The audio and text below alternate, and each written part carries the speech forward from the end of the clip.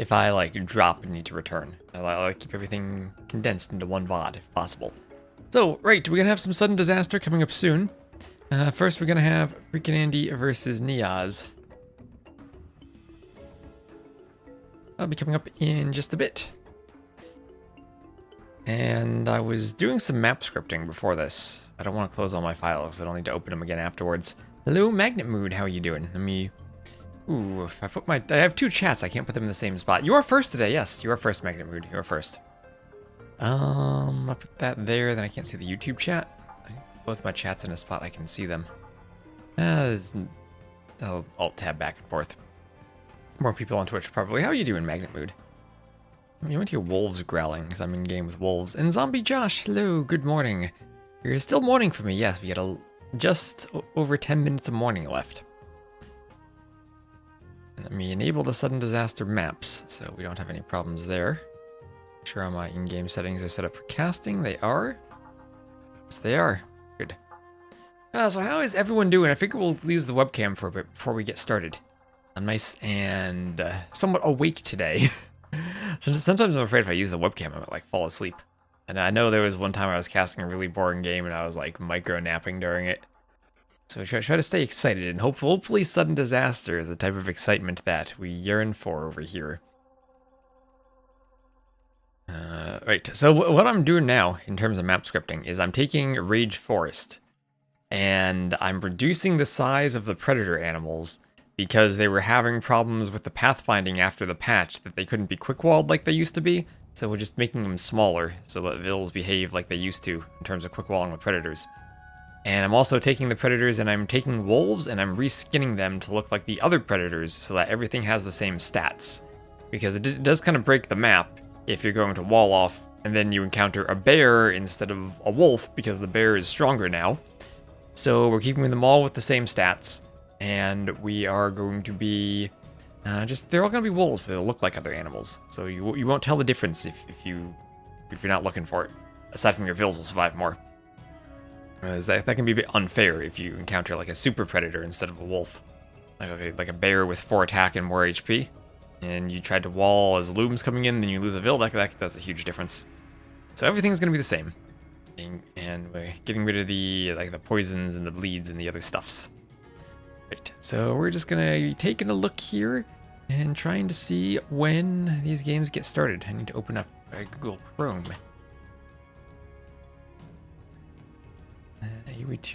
rex.com.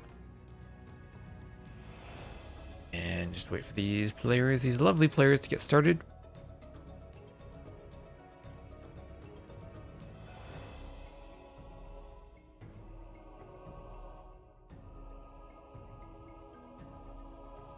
Dashboard down, then up again.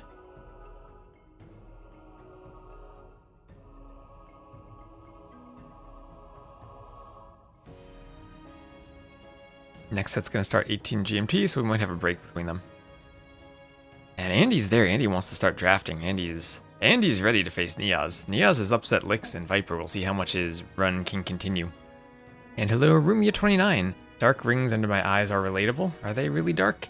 I think that's just because I'm rather poorly lit in here. I don't put any makeup on to be presentable for the camera. I just go for it. maybe I should. Maybe I need to if I'm going to use a webcam. Andy's hosting the draft codes. He's ready and raring to go. He's waiting for NeoZz to show up. He's ready to see. He's ready to wait for those admin losses when someone doesn't show up thanks to the Nilly handbook.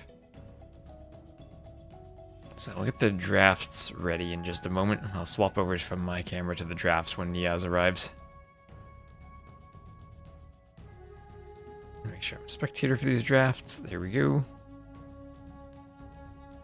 Now, Andy's going to be on the right side of the scoreboard. Interesting. All right. Gotta flip my scoreboard around. Making NeoZz draft first. Okay. So how's everyone doing? Are we ready to see some more potential upsets from NeoZz? We have NeoZz as the first set today. NeoZz versus Andy. And then Hearttt versus KingstoNe later on. KingstoNe having gotten past Sato. A couple of really crazy games with KingstoNe and Sato. I mean, all these sudden disaster games tend to be crazy. I might need to run away very quickly at in exactly 4 hours and 7 minutes at 4 p.m. because they were supposed to be essentially a guy coming to this apartment to evaluate the property for property tax purposes. And I need to let him in sometime between 4 p.m. and 6 p.m. So that will eat up my day between those hours. So if the set goes long, I'll need to raid someone. But hopefully we finish before then. These sudden disasters sets tend to be fairly quick. Hearttt and KingstoNe. Hearttt said they're starting at exactly 18 GMT. So it's 2 p.m. for me. Hopefully 2 hours gives me more than enough time to cast the set. And then tonight I work on Rage Forest and some map scripting. The man's hair is fantastic. Thank you, do all the quests. I feel like I need a better background behind me though, because it kind of like blends in with the wood and the door. But thank you. I got rather sunburned when I was outside going to get a haircut, so I hope it was worth it. I thought, oh, I won't be outside that long. If I put like sunblock on, maybe it'll be like caught in my hair when I get the haircut, which is probably a silly thought. But I was like, oh, I'll be quick. I'll chance it. And then I got sunburned. Should not have gone out without sunblock. This is again a lesson to be learned. And that's my advice. You get both the lotion and then also the spray, because the spray is much easier to reapply if you're out and about.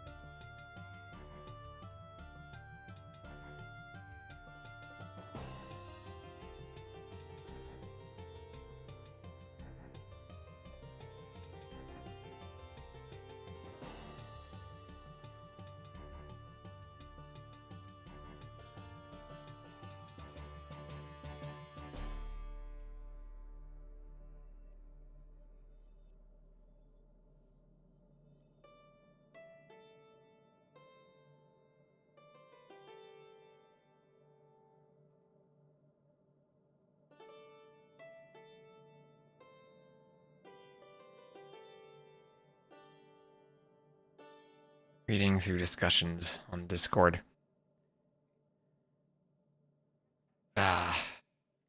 Handbooks. Yeah, so still waiting for NeoZz by the looks of it. Andy's just sitting in the draft screen. NeoZz is 4 minutes. And hello, Alonzo. GG's, how you doing over on YouTube? Hope you're having a great day. Welcome in. Just gonna chill for a bit and wait for the drafts to get going. I don't know if John Slow's going to be around. I heard he was having some air conditioning problems the other day.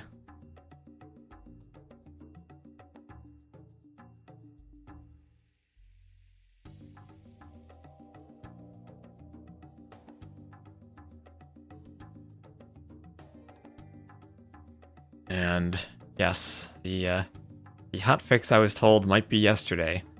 And I spent like 17 hours casting all those community game recs. Get them done before the hotfix was indeed not yesterday. You ever play offline against the AI? Even on hard, you still like 50-50, even though I don't play much.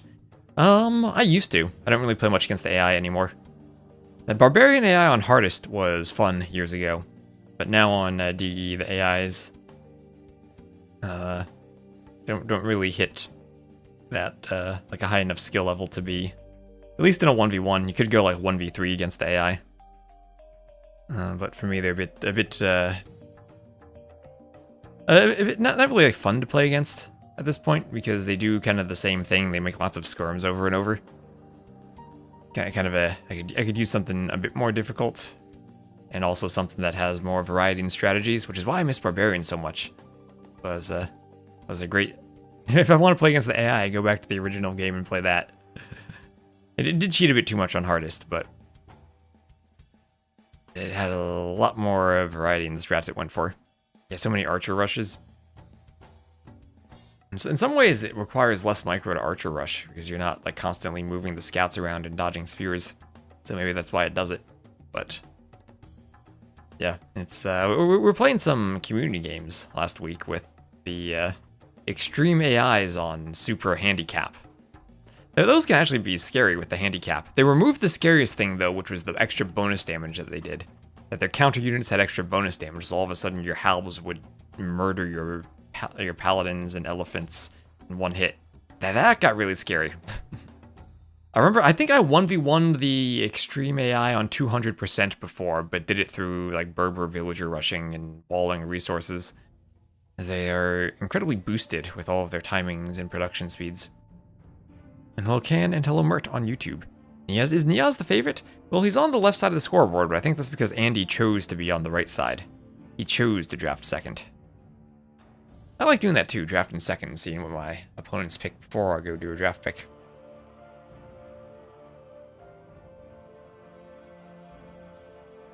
One day I'll have to get back into AI scripting, but like I've said, I made some AIs for the Saladin Showdown. That was a lot of fun, but there was a lot of stuff where I had to, like... Yeah, it's basically a list of rules evaluated from top to bottom. And you can have a rule jump to another rule, but you need to hard code the offset for where to jump to. Or you could use a dynamically set variable, but that's kind of awkward to do when it's a static jump point that you can know at build time. Or I guess there's no real build or compile stage, but statically you can know the jump point or the number of rules you need to jump.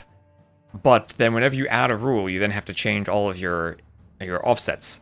So I need to write some type of preprocessor for that before I really get back into doing it again if I want to do something fun with the advanced AI tricks. That was fun. I had it use the fish traps. I had it onager cut through a forest. It used the siege tower to hop over a wall. I tried to make all the different AIs do something fun. And at the end, I had them all like YOLO attack the Wonder. Which was interesting to see, because when they like YOLO'd for the Wonder, some players picked up on that in the last minute to 30 seconds. And lined up onager shots for the longbows that would bypass the army and just go for the Wonder. And just use an AI LLM to script an AoE2 AI and watch the Vils run into the enemy TC. I don't know if Vils will get that much. I don't know how much... I mean, I do use LLMs a lot now when I'm doing programming, but I don't think they'd be good for AoE2 AIs or for map scripting. I just don't think there's enough training data out there for them. And I'd shudder to think the quality of maps if we had AIs output them right now. But if you have like very short and specific questions for short lines of code or stuff for like very popular programming languages, I found them to be very useful. And Shooty McTrap, thank you very much for the follow. That's what you do when you see enemy fish traps. You shoot at them with your galleys. Deny them the 100 wood of the fish trap. Alright, is NeoZz around? And he must like playing black in chess because he picks second. Alright, he is around, so I will get rid of the webcam because I'm going to display the drafts. I will be back during the game. Don't worry, I haven't disappeared. Just need screen space to display the drafts.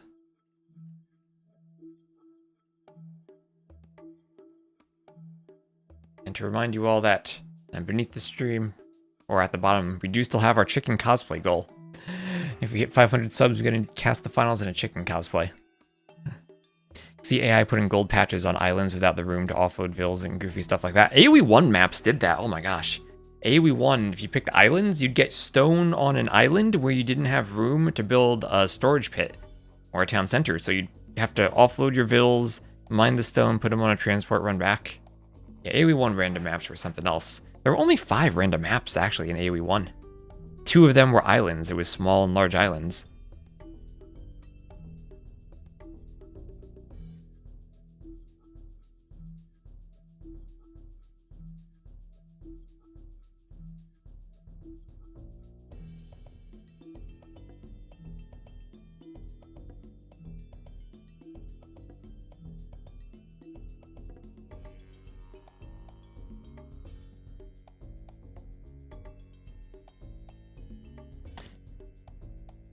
How could they be too small? Because you fit 2 clumps of stone on one island, and they did not have a separation from the shore.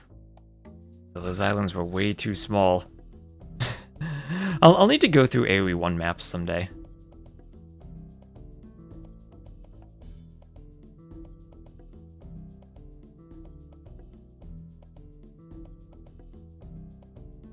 I fixed the bug on my website I had the other day I was talking about on stream. I found out that my build system was not to my dev build, but to my deployment build, adding a src equals empty string attribute to my inline script tags, and Firefox ignored that and ran the inline scripts, whereas Chrome saw that, tried to load a script with that URL, and did not run the inline scripts.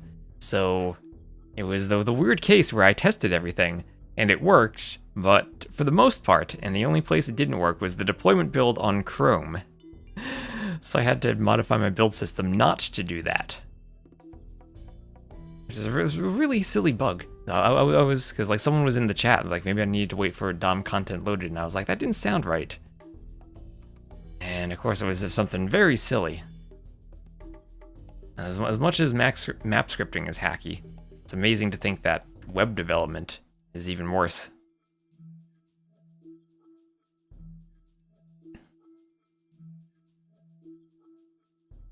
Want to see AoE 1 civs versus AoE 2 civs? Of course, all AoE 2 would need is an archery range to win. AoE 1 could probably... Oh, you know what you could do in AoE 1? You could do the martyrdom tech. Or what was it called? Was that it? Maybe that was the name. Maybe that was the name in DE. But if you were... It was in the Rise of Rome expansion. Basically, if a monk was converting, and you deleted the monk, you would get an insta-conversion. Insta-conversion.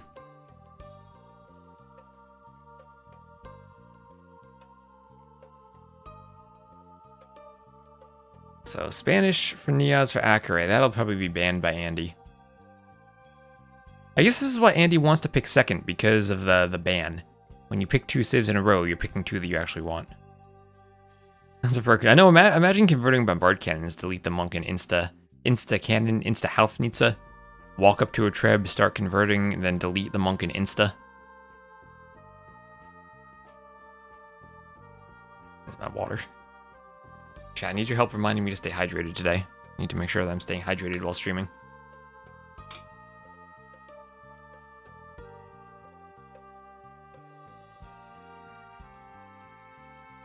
I also realized I forgot to run ads on Twitch when I started, so apologies. I'll do that now during the draft.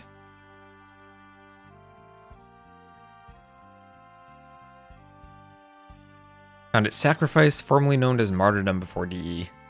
Martyrdom is what I will always remember as the grenade on death from COD 4. Kill someone and then you have to run away. Knifing and running.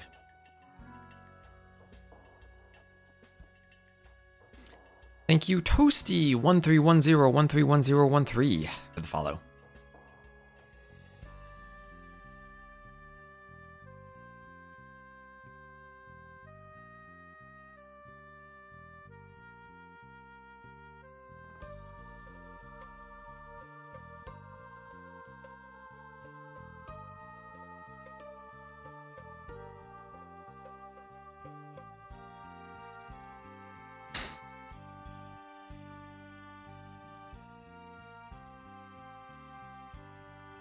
You also got Zealotry, which is weaker supremacy, but with the nerf to how much villagers can hold. Yes, yes, yes.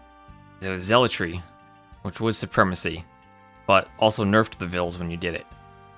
So it made them super good, but also nerfed them to balance it a bit. That's the OG supremacy.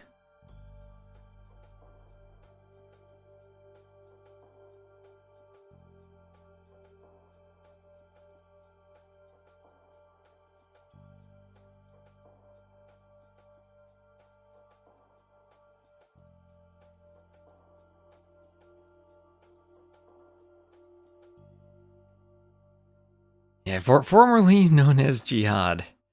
Oh boy, indeed. Back in the 90s.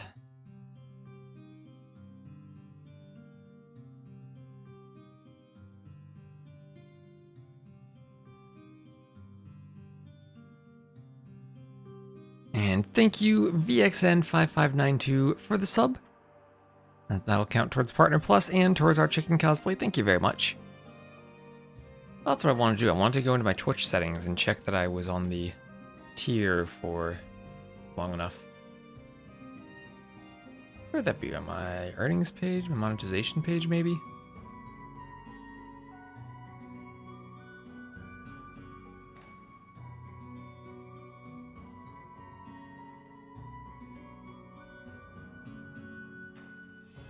Oh yes, good. We did hit the 3 once in a row, so we are on the 60-40 split until at least September 1st, 2026. So thank you all very much for the lovely support we've had.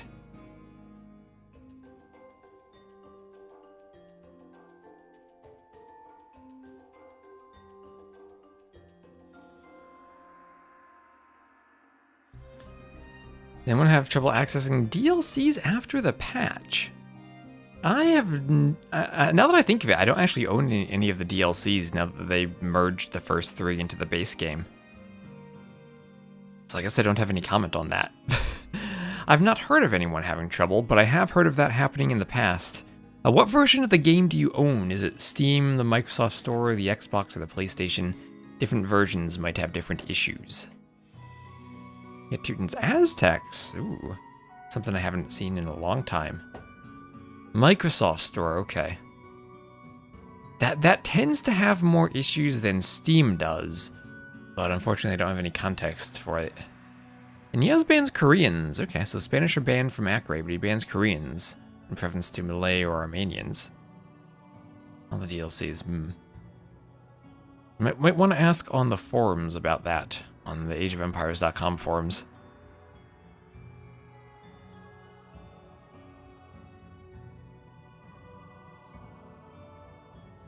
And do you actually have the game on the store, or are you playing it through Game Pass and then using the DLCs? This is a very weird business model that you'd have Game Pass and then DLCs, and then you might own the DLC for a game you don't actually own.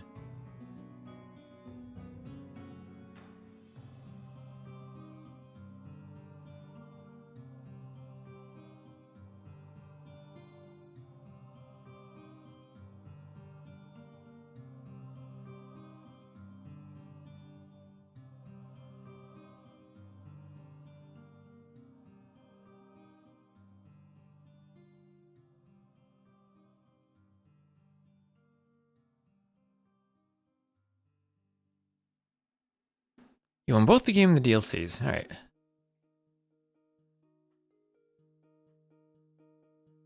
I don't know, does anyone else in the chat have the MS Store version and have issues? I'm not surprised to see that, but unfortunately I don't have a solution. Chatted with the Microsoft experts, but they couldn't help. All right.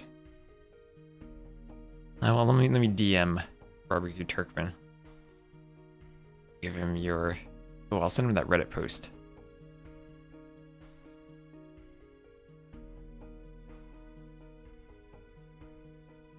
I'll DM someone that Reddit post. Maybe they'll be able to look into it.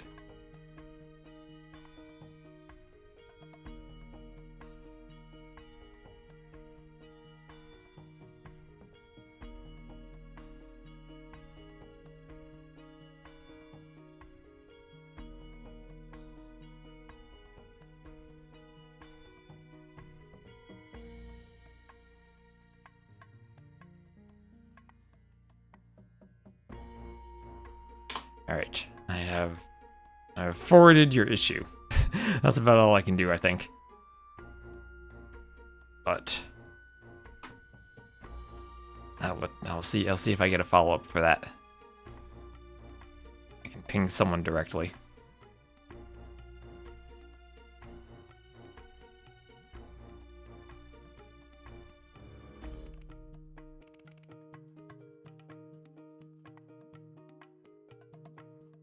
And Barry Lim, thank you very much for the follow.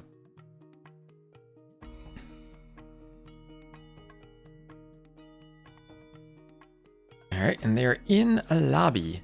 Game number 1. Shall be on Koala, home maps for NeoZz, Acaray and Triple Tunnel. Home maps for Andy, Ring of Reeds, and Canberra. And it seems like a little bit of water and some fishing on his maps. Let's see if he fishes on Acaray. Fishing on Acaray has seemed to be a bit of a risk with how fast the map goes. You're putting yourself 4 conquistadors behind if you're playing the Spanish and fishing.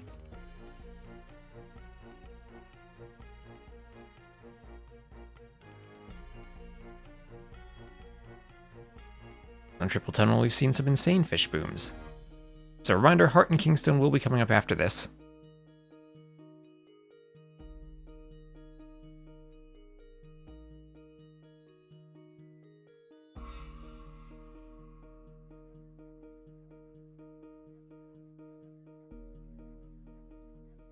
And NeoZz will be looking for yet another upset after having upset Lix and then Viper.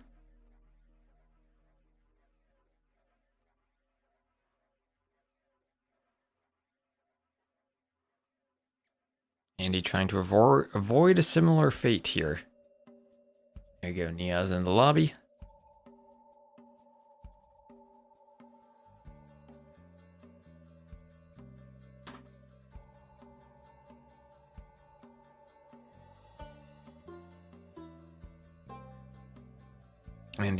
Andy already with his orange color picked. Reminds me of Backed from the good old days. Alright, so there we are. The map will be Koala. The civs shall be Aztecs versus Armenians. Aztecs for NeoZz on Koala, Armenians for Andy. Alright, interesting civ matchup. A map where I think Aztecs are still pretty good. They will train their skirms faster. Not Catans faster, but at least faster. Armenians with a mule cart. I wonder how that'll be used. They won't start with it like the Georgians do, but they will have that in lieu of their normal production buildings.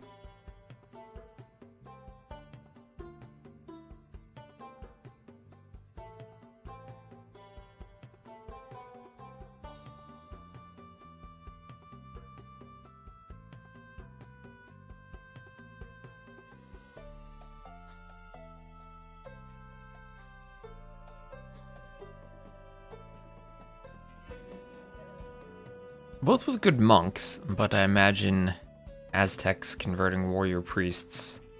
I think you need atonement for that, right? You need atonement to convert warrior priests. Now that could be interesting if then NeoZz tries to snag the forward relics from Andy. I wonder if we'll see some relic walling at all. That's something we've seen a couple of times. Don't know how worth it is, but we have seen it.